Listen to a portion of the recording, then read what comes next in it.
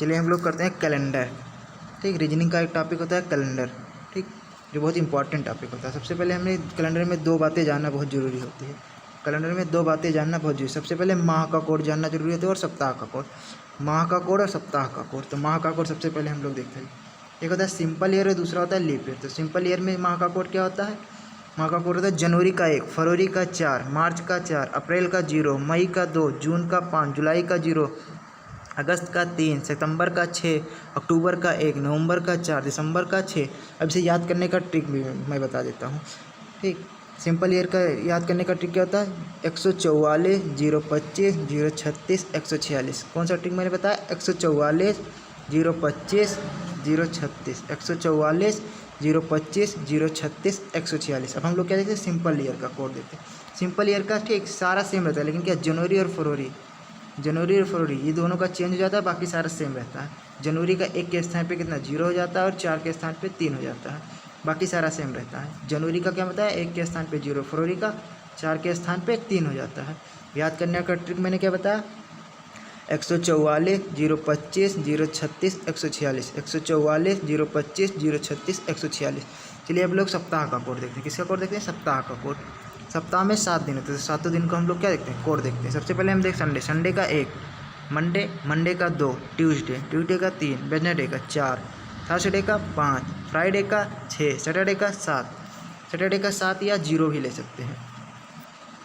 Saturday का 7 या 0 भी ले। संडे का 1, मंडे का 2, ट्यूसडे का 3, वेडनेसडे का 4, थर्सडे का 5, फ्राइडे का 6, यानी सैटरडे का 7 या 0 दोनों ले सकते हैं। चलिए अब हम इसी बेस पे एक क्वेश्चन करते हैं। ठीक, चलिए इसी बेस पे मैं एक क्वेश्चन करते हैं। हम लोग पहले क्या करते हैं? एक क्वेश्चन करते हैं इसी बेस पर। सबसे पहले मैंने क्या 15 अगस्त 1947 को कौन सा दिन था? यानी 15 अगस्त 1947 को कौन सा दिन था? सबसे पहले हम लोग क्या करेंगे? 15 अगस्त 1947 को सबसे पहले लिख लेंगे। फिर क्या करेंगे? 15 को 7 से डिवाइड करेंगे। 7 से डिवाइड क्यों करते हैं? क्योंकि एक सप्ताह में कितने दिन होते हैं? 7 दिन होते हैं। इसलिए हम क्या करेंगे? उसे 7 से भाग करेंगे, और 7 से भाग करने पर क्या आएगा? रिमाइंडर जो आएगा उसे लिखेंगे। 7 से भाग करने पर क्या करेंगे? रिमाइंडर लेंगे, यानी शेषफल। ये हमें याद रखना कि 7 से भाग देने पर शेषफल। तो 7 से जब भाग करेंगे तो शेषफल कितना आएगा? 1 आएगा। मैंने 1 लिख लिया। फिर अगस्त का कोड मैंने ऊपर भी बताया था 3 होता है। फिर मैं क्या लेंगे? फिर हम लोग ईयर में क्या करेंगे? लास्ट के 2 डिजिट को क्या करेंगे? 7 से डिवाइड करेंगे। जब भी 7 से डिवाइड करेंगे तो क्या करेंगे? शेषफल लेंगे। 7 से डिवाइड करने पर शेषफल कितना आएगा? 5 आएगा। फिर हम लोग क्या करेंगे? अब हम लीप ईयर चेक करेंगे। तो क्या करेंगे? ईयर को क्या करेंगे? 4 से डिवाइड करेंगे। 4 से डिवाइड करने पर जो क्या आएगा? भागफल। 4 से डिवाइड करने पर जो भागफल आएगा उसको लिख लेंगे। फिर ठीक, ये ध्यान नहीं है। ठीक, कि अगर जब हम 7 से डिवाइड करेंगे तब शेषफल लेंगे और 4 से डिवाइड करेंगे तब भागफल लेंगे। ठीक, लीप ईयर चेक करने के लिए 4 से क्यों डिवाइड करते हैं? क्योंकि हर 4 साल बाद क्या आता है? लीप वर्ष होता है, इसलिए हम लोग 4 से डिवाइड करेंगे। 7 से क्यों डिवाइड करते हैं? कि सप्ताह में 7 दिन होते हैं। अब क्या करेंगे? हम सारे को प्लस कर लेंगे।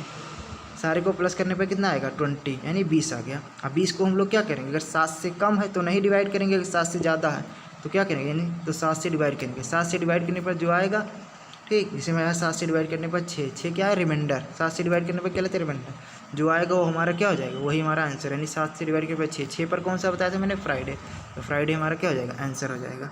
चलिए ऐसे हम एक और क्वेश्चन देखते हैं। अगला क्वेश्चन मैंने क्या लिया? 26 जनवरी 1950। अगला क्वेश्चन मैंने क्या लिया है? 26 जनवरी 1950 को कौन सा दिन था? तो सबसे पहले हम क्या करेंगे? 26 को हम लोग क्या करेंगे? 7 से भाग करेंगे। 7 से भाग करने पर क्या लेंगे? रिमाइंडर कितना है? 5 मैंने ले लिया। फिर हम लोग क्या? जनवरी का कोड होता है 1। फिर हम लोग क्या करेंगे? ठीक, फिर इसको लास्ट के 2 डिजिट को हमको 7 से जब भी डिवाइड करेंगे क्या लेंगे? शेषफल, रिमाइंडर, यानी शेषफल। तो शेषफल आया 1, मैंने 1 ले लिया। फिर मैंने क्या बताया? ठीक, कि इसको लीप ईयर चेक करेंगे। लीप ईयर चेक करने के लिए 4 से भागे। 4 से भाग करने पर कितना आएगा? भागफल लेते हैं, तो भागफल कितना आएगा? 12।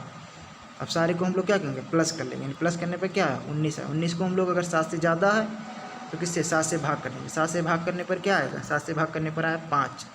तो हम लोग क्या करेंगे? 5 आ गया तो वही हमारा 5 कौन सा आंसर हो जाएगा, यानी हमारा जो थर्सडे आंसर हो गया। चलिए ठीक, अब क्या? 20 की कंप्लीट टेबल क्या होती है? 20 की कंप्लीट टेबल जो होती है, 20 की कंप्लीट टेबल ये लीप ईयर होती है।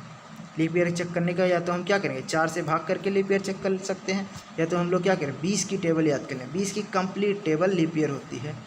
ठीक, और मैंने बताया 7 से क्यों भाग करते हैं? क्योंकि सप्ताह में 7 दिन होता है। 4 से क्यों भाग करते हैं? कि हर 4 साल बाद क्या आता है? लीप ईयर आता है। इसलिए हम लोग क्या करेंगे? 4 से और 7 से भाग करते हैं।